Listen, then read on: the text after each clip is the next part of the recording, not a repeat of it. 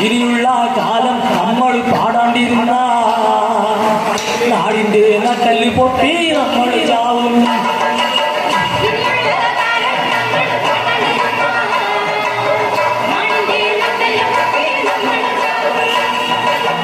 ഇനിയുള്ള കാലം നമ്മൾ പാടാണ്ടിരുന്ന